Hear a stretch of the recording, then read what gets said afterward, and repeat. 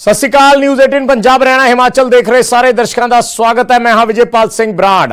खबर जो मुद्दा बने दी खास पेशकश लैके मैं तुहाडे सामने हाजिर हाँ और इस खास पेशकश दे विच असी जिक्र करते हाँ या नज़र पाउंदे हाँ उन्हां खबरां ते जिहड़ियां खास तौर ते दर्शकों का ध्यान मंगदियां ने। सो शुरू करते हैं साडा अज दा ये सफर।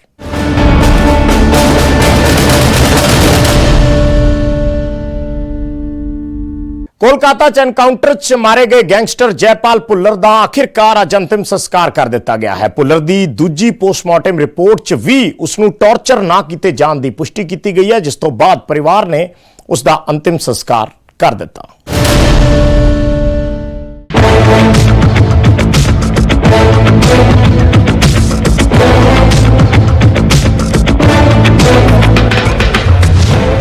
आखिरकार 2 हफ्ते बाद एनकाउंटर च मारे गए गैंगस्टर जयपाल भुल्लर दा अंतिम संस्कार कर दिता गया। भुल्लर दी दूजी पोस्टमार्टम रिपोर्ट आउण दे बाद परिवार उसदे अंतिम संस्कार लई तैयार होया। जयपाल दी चीखा नूं अग देण लई उसदा भरा अमृतपाल भुल्लर बठिंडा जेल चों फिरोजपुर लिआंदा गया। हथकड़ियां च कैद अमृतपाल ने जयपाल दा अंतिम संस्कार किया।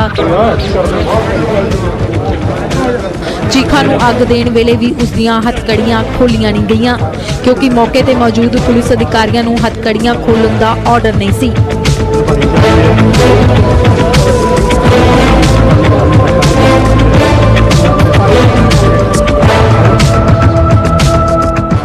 जयपाल भुल्लर दे पिता दी पटीशन ते हाई कोर्ट दे हुक्मां तो बाद पीजीआई वल्लों बनाए मैडिकल बोर्ड वल्लों जयपाल दा पोस्टमार्टम किया गया, पर इस पोस्टमार्टम की रिपोर्ट च भी भुल्लर नूं टॉर्चर किए जाने की पुष्टि नहीं हुई।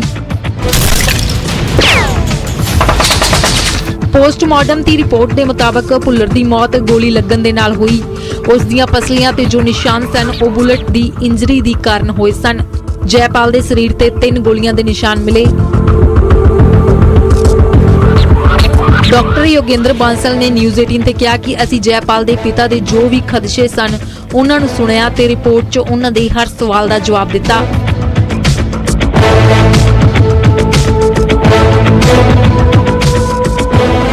There we found this particular fracture we saw over there, it has a metallic piece adjoining to it, and the pattern of that bone which broke into pieces, we call it shattering effect. This is possible only when firearm bullet hit a bone. Doctor भावें दावा कर रहे ने postmortem की report च हर तरह के शंके दूर किए गए ने, पर जयपाल के पिता ने दूजी रिपोर्ट ते सवाल खड़े करदिआं कहा है कि पीजीआई की टीम वालों भी रिपोर्ट दबाव च तैयार की गई।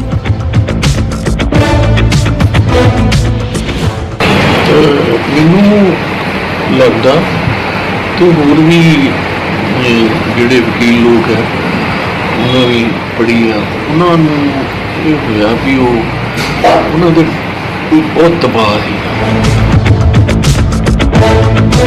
दरअसल 9 जून नूं पंजाब पुलिस की इनपुट ते पश्चिमी बंगाल पुलिस वालों कोलकाता च जयपाल ते उसके साथी जस्सी दा एनकाउंटर किया गया, पर जयपाल के पिता ने इल्जाम लाया सी कि यह एनकाउंटर नहीं बल्कि जयपाल नूं टॉर्चर करके मारिया गया।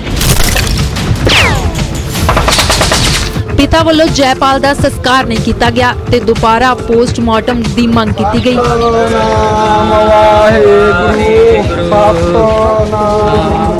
सुप्रीम कोर्ट ते हाई कोर्ट की दखल अंदाजी के बाद पीजीआई वालों जयपाल का दोबारा पोस्टमार्टम किया गया, पर उस विच भी जयपाल नूं टॉर्चर करने की पुष्टि नहीं हुई।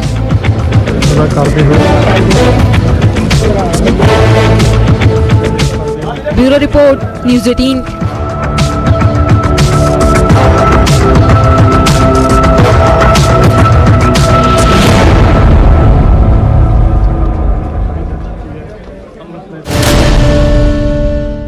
कांग्रेस विधायकों के पुत्रां नूं नौकरी देने का हर पासे विरोध हो रहा है, की अपने ते की विरोधी। ते हुण तां अतवाद पीड़ित परिवारां ने भी मोर्चा खोल दिता है ते सरकार दे इस फैसले ते सवाल चक्के ने। अमृतसर च 2 नौजवानों ने तरस के आधार ते नौकरी मंगी अते अपने परिवारां नूं अतवाद पीड़ित परिवार दस्सिया। पूरी रिपोर्ट दिखाउने आ।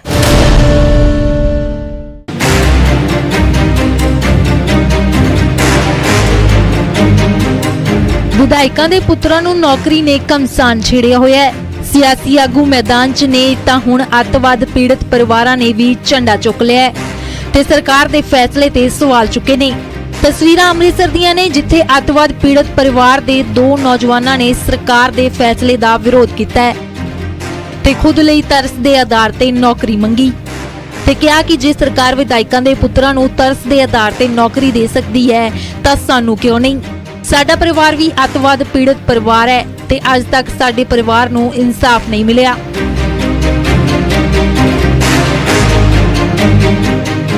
ਹੈ ਕਿ ਉਹਨਾਂ ਨੇ ਕਾਂਗਰਸੀ ਲੀਡਰਾਂ ਦੇ ਜਿਹੜੇ ਐਮਐਲਏ ਨੇ ਉਹਨਾਂ ਦੇ ਫਾਦਰ ਦੀ 37 ਸਾਲ ਪਹਿਲਾਂ ਟੈਰਰਿਸਟਾਂ ਨੇ ਮਾਰਿਆ ਸੀਗਾ ਉਹਨਾਂ ਨੂੰ, ਉਹਨਾਂ ਦੇ ਪੋਤਰਿਆਂ ਨੂੰ ਹੁਣ ਜੌਬਸ ਦਿੱਤੀਆਂ ਨੇ।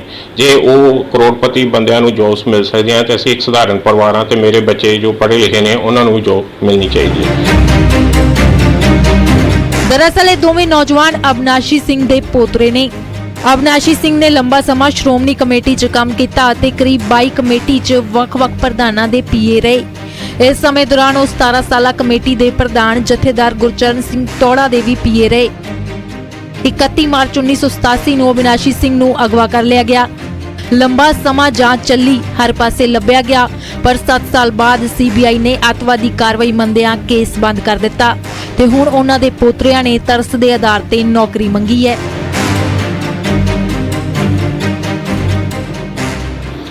ਅਸੀਂ ਵੀ ਟੈਰਰਿਸਟ ਅਫੈਕਟਡ ਫੈਮਿਲੀ ਵਿੱਚ ਆਨੇ ਆ ਤੇ ਮੈਂ ਚਾਹੁੰਦਾ ਹਾਂ ਕਿ ਕੈਪਟਨ ਅਮਰਿੰਦਰ ਸਿੰਘ ਜਿਵੇਂ ਕਿ ਉਹਨਾਂ ਨੂੰ ਨੌਕਰੀ ਦਿੱਤੀ ਹੈ ਸਾਨੂੰ ਵੀ ਨੌਕਰੀ ਦੇਵੇ। ਜ਼ਿਕਰੇ ਖਾਸ ਹੈ ਕਿ ਪੰਜਾਬ ਸਰਕਾਰ ਨੇ 2 ਵਿਧਾਇਕਾਂ ਦੇ ਪੁੱਤਰਾਂ ਨੂੰ ਤਰਸ ਦੇ ਆਧਾਰ ਤੇ ਨੌਕਰੀ ਦਿੱਤੀ ਹੈ।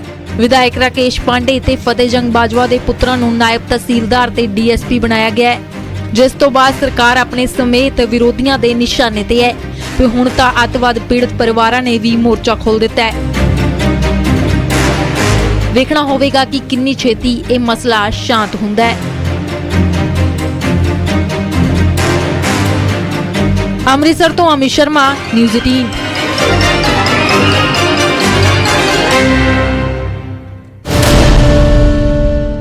ਖਬਰ ਹਿਮਾਚਲ ਦੇ ਕੁੱਲੂ ਤੋਂ ਹੈ ਜਿੱਥੇ ਐਸਪੀ ਤੇ ਮੁੱਖ ਮੰਤਰੀ ਦੇ ਸੁਰੱਖਿਆ ਇੰਚਾਰਜ ਆਮੋ ਸਾਹਮਣੇ ਹੋ ਗਏ। ਜ਼ਬਰਦਸਤ ਝੜਪ ਹੋਈ। ਪੂਰਾ ਮਾਮਲਾ ਇਸ ਰਿਪੋਰਟ ਦੇ ਜ਼ਰੀਏ ਦਿਖਾਉਂਦੇ ਹਾਂ।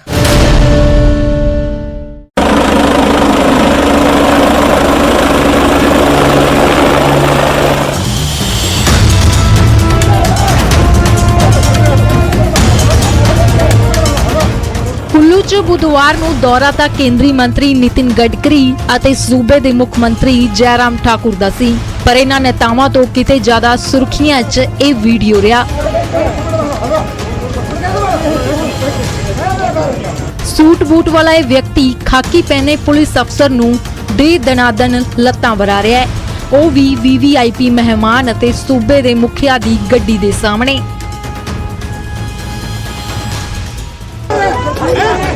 ਦੇਖਦੇ ਹੀ ਦੇਖਦੇ ਮੌਕੇ ਤੇ ਪੁਲਿਸ ਕਰਮੀਆਂ ਦਾ ਜਮਾਵੜਾ ਲੱਗ ਜਾਂਦਾ ਹੈ ਅਤੇ ਪਿੱਛੇ ਖੜੀ ਭੀੜ ਵੀ ਇਹ ਕਹਿੰਦੇ ਹੋਏ ਗੱਡੀ ਦੇ ਕੋਲ ਪਹੁੰਚ ਜਾਂਦੀ ਹੈ ਕਿ ਐਸਪੀ ਸਾਹਿਬ ਨੂੰ ਕਿਉਂ ਮਾਰਿਆ।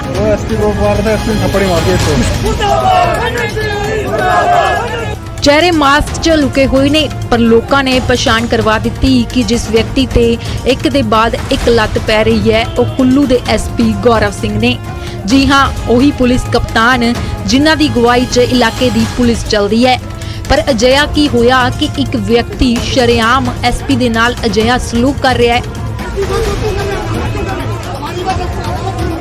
ਪੜਤਾਲ ਕੀਤੀ ਤਾਂ ਪਤਾ ਚੱਲਿਆ ਕਿ ਇਹ ਸੂਟ ਬੂਟ ਵਾਲਾ ਵਿਅਕਤੀ ਕੋਈ ਆਮ ਸ਼ਖਸ ਨਹੀਂ ਬਲਕਿ ਮੁੱਖ ਮੰਤਰੀ ਦਾ ਸੁਰੱਖਿਆ ਇੰਚਾਰਜ ਹੈ।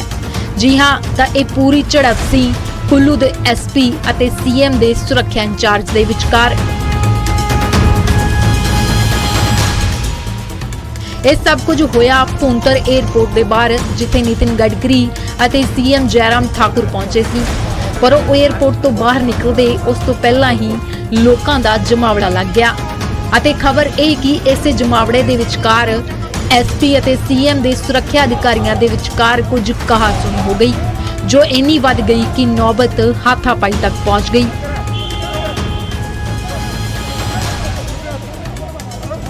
ਇਸ ਵੀਡੀਓ 'ਚ ਐਸਪੀ ਤੇ ਲੱਤਾਂ ਦੇ ਨਾਲ ਵਾਰ ਹੋ ਰਹੇ ਨੇ, ਪਰ ਪਤਾ ਚੱਲਿਆ ਕਿ ਐਸਪੀ ਸਾਹਿਬ ਇਸ ਤੋਂ ਪਹਿਲਾਂ ਹੀ ਸੀਐਮ ਸਿਕਿਉਰਿਟੀ 'ਚ ਤੈਨਾਤ ਇੱਕ ਅਧਿਕਾਰੀ ਨੂੰ ਸਭ ਦੇ ਸਾਹਮਣੇ ਤਮਾਚਾ ਜੜ ਚੁੱਕੇ ਨੇ, ਜਿਸ ਦੇ ਬਾਅਦ ਵਿਵਾਦ ਹੋਰ ਵਧਿਆ ਅਤੇ ਇਹ ਸ਼ਰਮਨਾਕ ਤਸਵੀਰ ਸਾਹਮਣੇ ਆਈ।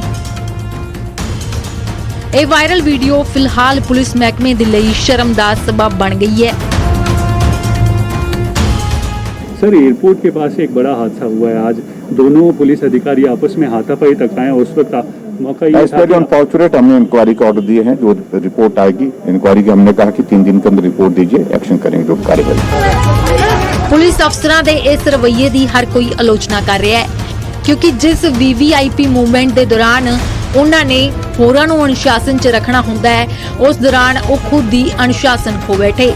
ਅਤੇ ਜੇਕਰ VVIP मूवमेंट ना भी हुंदी ਤਾਂ ਵੀ ਇਸ ਤਰ੍ਹਾਂ ਦੇ ਵਰਤਾਵ ਦਾ ਕਿਸੇ ਵੀ ਸੂਰਤ 'ਚ ਬਚਾਅ ਨਹੀਂ ਕੀਤਾ ਜਾ ਸਕਦਾ। ਕੁੱਲੂ ਤੋਂ ਤੁਲਸੀ ਭਾਰਤੀ, ਨਿਊਜ਼ 18।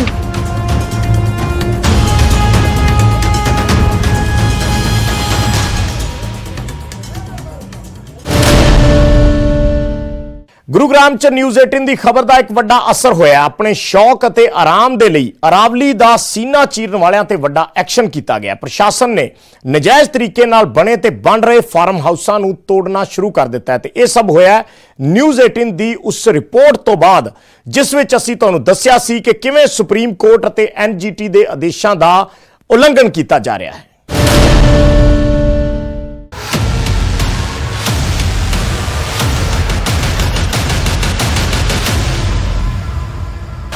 ਕੁਦਰਤ ਅਤੇ ਕਾਨੂੰਨ ਦੇ ਨਾਲ ਖਿਲਵਾੜ ਦੀਆਂ ਇਹ ਤਸਵੀਰਾਂ ਤੁਹਾਨੂੰ ਯਾਦ ਹੋਣਗੀਆਂ, ਜਦੋਂ ਨਿਊਜ਼ 18 ਨੇ ਅਰਾਵਲੀ ਦੀਆਂ ਪਹਾੜੀਆਂ ਤੇ ਚੱਲ ਰਹੇ ਗੋਰਖ ਧੰਦੇ ਦਾ ਪਰਦਾਫਾਸ਼ ਕੀਤਾ ਸੀ। ਅਸੀਂ ਤੁਹਾਨੂੰ ਦੱਸਿਆ ਸੀ ਕਿ ਕਿਵੇਂ ਦਿਨ ਦਿਹਾੜੇ ਗੁਰੂਗ੍ਰਾਮ 'ਚ ਇਸ ਬੇਸ਼ਕੀਮਤੀ ਧਰੋਹਰ ਨੂੰ ਨਸ਼ਟ ਕੀਤਾ ਜਾ ਰਿਹਾ ਹੈ, ਉਹ ਵੀ ਸਿਰਫ ਇਸ ਲਈ ਤਾਂ ਕਿ ਚੰਦ ਅਮੀਰਾਂ ਦੀ ਆਰਾਮਗਾਹ ਤਿਆਰ ਹੋ ਸਕੇ। सुप्रीम कोर्ट के आदेशों के बावजूद भी अरावली में किस तरह से फार्म हाउस बनाए जाते हैं और किस तरह से इलीगल तरीके से माइनिंग होती है, उसकी मानगी आज आपको हम न्यूज़ 18 के कैमरे पर दिखाते हैं। पहले आप मेरे बाईं तरफ देखिए, ये पहाड़ है जो कि अरावली श्रृंखला जिसे कहा जाता है। एक वक्त में यहाँ पर खूब माइनिंग हुई, भले ही उसका स्वरूप कुछ भी रहा हो, लेकिन उसके बाद सुप्रीम कोर्ट को कई बार ये कहना पड़ा कि अरावली जो है उसे सुरक्षित रखा जाए, उसके ऊपर किसी तरह की कोई माइनिंग नहीं होनी चाहिए, ना इलीगल तरीके से होनी चाहिए और ना ही लीगल तरीके से कोई माइनिंग होनी चाहिए। ਤਸਵੀਰਾਂ ਸਾਹਮਣੇ ਆਉਣ ਦੇ ਬਾਅਦ ਹੀ ਗੁਰੂਗ੍ਰਾਮ ਪ੍ਰਸ਼ਾਸਨ 'ਚ ਖਲਬਲੀ ਸੀ, ਕਿਉਂਕਿ ਇੱਥੇ ਨਾ ਸਿਰਫ ਅਰਾਵਲੀ ਨੂੰ ਨੁਕਸਾਨ ਪਹੁੰਚਾਇਆ ਜਾ ਰਿਹਾ ਸੀ, ਬਲਕਿ ਸੁਪਰੀਮ ਕੋਰਟ ਅਤੇ NGT ਦੇ ਹੁਕਮਾਂ ਦੀਆਂ ਖੁੱਲ੍ਹੇਆਮ ਧੱਜੀਆਂ ਉਡਾਈਆਂ ਜਾ ਰਹੀਆਂ ਸੀ। ਪਰ ਨਿਊਜ਼ 18 ਦੀ ਸਪੈਸ਼ਲ ਰਿਪੋਰਟ ਦੇ ਬਾਅਦ ਮੰਨੋ ਗੁਰੂਗ੍ਰਾਮ ਪ੍ਰਸ਼ਾਸਨ ਨੀਂਦ ਤੋਂ ਜਾਗਿਆ ਅਤੇ ਹੁਣ ਅਸਰ ਹੋਇਆ ਹੈ ਕਿ ਅਰਾਵਲੀ ਦੀਆਂ ਪਹਾੜੀਆਂ ਤੇ ਅਵੈਧ ਢੰਗ ਨਾਲ ਬਣੇ ਫਾਰਮ ਹਾਊਸ ਤੇ ਹਫ਼ਤੇ ਭਰ ਦੇ ਅੰਦਰ ਹੀ ਹਥੌੜਾ ਚੱਲਣ ਲੱਗਿਆ। इनकी जो कोशिश है वो यही है कि अब इस मकान जो है इसको तोड़ा जाए, ताकि जो लोग भी अवैध कंस्ट्रक्शन कर रहे हैं उनको एक सबक कहीं ना कहीं जो है वो मिल सके, ताकि वो दोबारा से इस तरह की कंस्ट्रक्शन ना करें। तोड़फोड़ की जो टीम है अब वो आगे बढ़ते हुए पहले इस फार्म हाउस की जो 4 दीवारियां हैं उनको तोड़ने का काम कर रही है। ਇਸ ਇਲਾਕੇ 'ਚ 500 ਦੇ ਕਰੀਬ ਅਜਿਹੇ ਅਵੈਧ ਫਾਰਮ ਹਾਊਸ ਮੌਜੂਦ ਨੇ, ਜਿਨ੍ਹਾਂ ਨੂੰ ਸੁਪਰੀਮ ਕੋਰਟ ਦੇ ਹੁਕਮਾਂ ਦੇ ਬਾਅਦ ਮਲਬੇ 'ਚ ਤਬਦੀਲ ਕਰਨ ਦਾ ਪਲਾਨ ਇਸੇ ਸਾਲ ਜਨਵਰੀ 'ਚ ਤਿਆਰ ਕੀਤਾ ਗਿਆ ਸੀ। ਪਰ ਕੋਰੋਨਾ ਦੇ ਕਾਰਨ ਗੁਰੂਗ੍ਰਾਮ ਪ੍ਰਸ਼ਾਸਨ ਆਪਣੇ ਪਲਾਨ ਨੂੰ ਅਮਲ 'ਚ ਨਹੀਂ ਲਿਆ ਪਾ ਰਿਹਾ ਸੀ ਅਤੇ ਇਸੇ ਦਾ ਫਾਇਦਾ ਚੁੱਕਦੇ ਹੋਏ ਕੁਝ ਹੋਰ ਰਸੂਖਦਾਰ ਮਿਲੀਭੁਗਤ ਦੇ ਨਾਲ ਆਪਣੇ ਫਾਰਮ ਹਾਊਸ ਖੜੇ ਕਰਨ ਲੱਗੇ।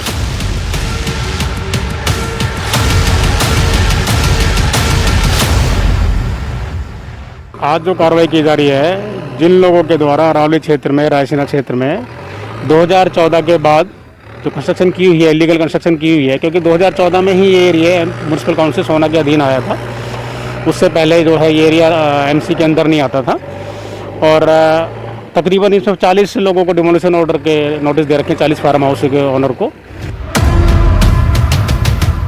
ਦਿੱਲੀ NCR 'ਚ ਵੱਧਦੇ ਪ੍ਰਦੂਸ਼ਣ ਦੇ ਵਿਚਕਾਰ ਅਰਾਵਲੀ ਦਾ ਇਹ ਇਲਾਕਾ ਹੀ ਹੈ ਜੋ ਸਾਫ਼ ਸੁਥਰੀ ਹਵਾ ਮੁਹੱਈਆ ਕਰਵਾ ਪਾ ਰਿਹਾ ਹੈ। ਇਸ ਲਈ NGT ਦੇ ਵੱਲੋਂ ਬਾਰ-ਬਾਰ ਇਸ ਨੂੰ ਸਹੇਜ ਕੇ ਰੱਖਣ ਦੇ ਹੁਕਮ ਦਿੱਤੇ ਜਾਂਦੇ ਰਹੇ ਨੇ।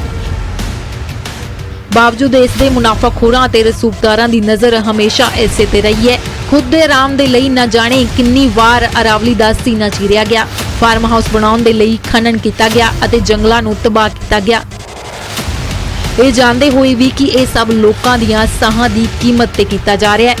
ਗੁਰੂਗ੍ਰਾਮ ਤੋਂ ਧਰਮਵੀਰ ਸ਼ਰਮਾ, ਨਿਊਜ਼ 18।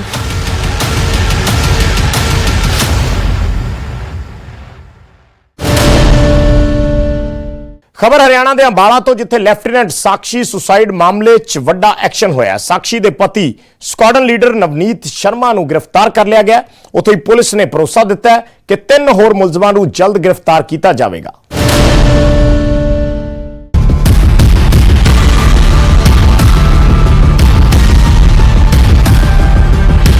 ਖੁਦਕੁਸ਼ੀ ਮਾਮਲੇ 'ਚ ਵੱਡੀ ਕਾਰਵਾਈ। ਮ੍ਰਿਤਕ ਮਹਿਲਾ ਦਾ ਪਤੀ ਗ੍ਰਿਫਤਾਰ, ਸਕੁਆਡਨ ਲੀਡਰ ਕਾਬੂ। ਬੁਰੇ ਕੰਮ ਦਾ ਮਾੜਾ ਨਤੀਜਾ।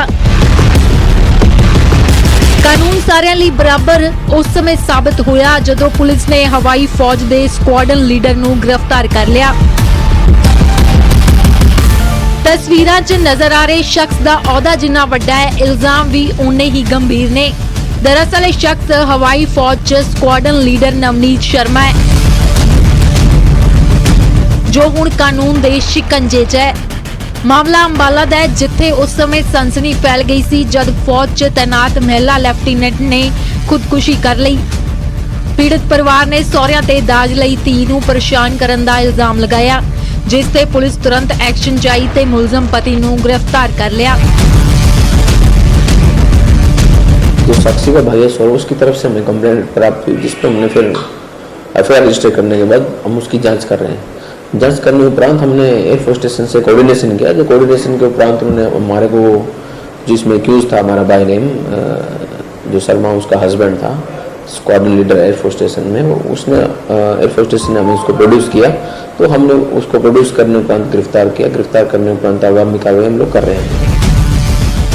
ਪੇਕਾ ਪਰਿਵਾਰ ਨੇ ਸਾਰੇ ਮੁਲਜ਼ਮਾਂ ਦੀ ਗ੍ਰਿਫਤਾਰੀ ਦੀ ਮੰਗ ਕੀਤੀ ਤੇ ਇਨਸਾਫ ਦੀ ਗੁਹਾਰ ਲਗਾਈ। ਪੁਲਿਸ ਨੇ ਸਹੁਰਾ ਪਰਿਵਾਰ ਤੇ 3 ਹੋਰ ਮੁਲਜ਼ਮਾਂ ਨੂੰ ਗ੍ਰਿਫਤਾਰ ਕਰਨ ਦਾ ਭਰੋਸਾ ਦਿੱਤਾ ਹੈ।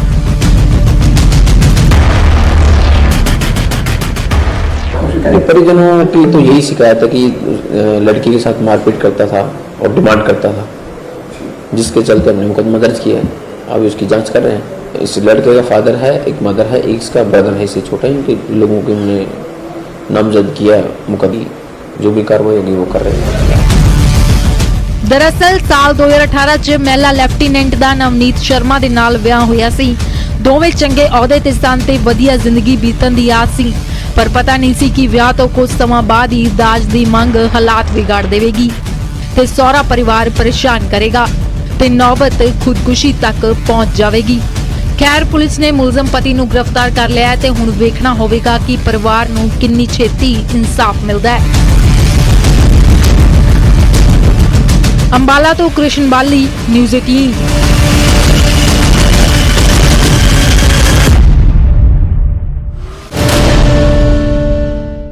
ਤੇ ਖਬਰ ਜੋ ਮੁੱਦਾ ਬਣੇ ਦੀ ਇਸ ਖਾਸ ਪੇਸ਼ਕਸ਼ ਦੇ ਵਿੱਚ ਫਿਲਹਾਲ ਇੰਨਾ ਹੀ। ਮੈਨੂੰ ਦਿਓ ਇਜਾਜ਼ਤ। ਧੰਨਵਾਦ।